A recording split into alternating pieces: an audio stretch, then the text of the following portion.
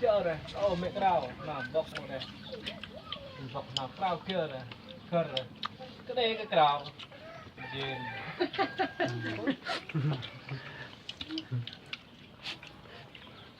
Đúng không bẩm? Hả? Nó lỗ nó tổng hợp vào Bọc, đó mới làm bê tròn.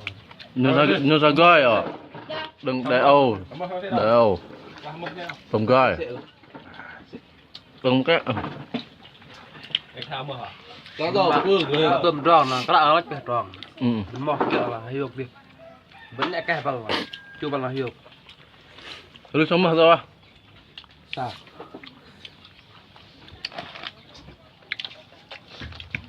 Gai kia mới dừng ra mà. Người miết. Cái thằng ôm. Lung hung. Cái tim. Mẹ tay. cái nó mới sẵn mẹ Đường. Bà mầm. để bao thương buồn. nhầm được mà thiếu nhầm chết đi. Nhâm cái đi. Bùng ngô. Để tao bóc. Mùa lợn biết nuôi bia này, lưng này, một khu rồi. Wow. Xe đi. Nó lao cũng nhỏ hết rồi. Làm bên là toàn mà Rồi bà. Lông lộ sàng. Sao á? Ta mới lưng bây giờ vẫn phơm như đùm á. Giờ cái nhịp. Đấy. Lăng nuôi sẽ tên này về ăn nuôi lợn này, Lụ lưng nó đây. Ngưng. giờ đã cười đấy đúng bài để xả này. Hiệu được mà hậu là Sắp với. Ta xét đi. Này, nhìn đi. Tôi đây phần sắp với.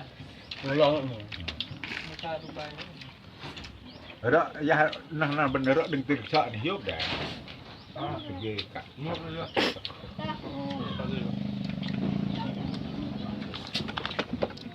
không mơ bên hôm nay Đều gọi là chẳng mời. Cái sao? Cái sao này?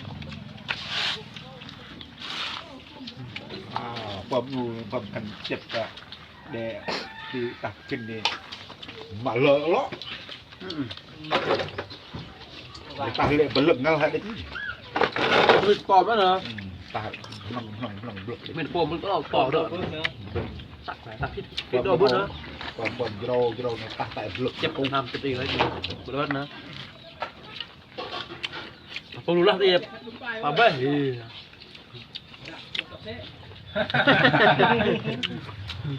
Đó đẹp không cười. để Quảng cáo thư quảng cáo ở lửa. Sao quảng cáo là phải mượt lên nữa. thiếu em đưa ơi thiếu những con clip được sẽ đi thôi Thiếu phải đu mốc luôn này. thiếu được đi thôi sẽ đi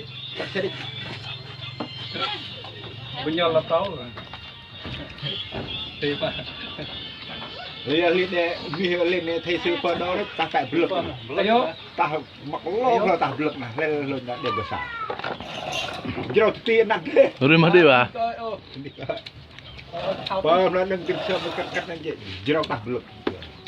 rồi luôn chứ rồi Từng dầu, nó từng sợ, từng đặt dầu. cái tấu nó tăng lớn còn quên này chờ biết về chạo biết mà nó chờ biết là chạo cái kia cũng bắt to Cái kia này im nhắc chàng.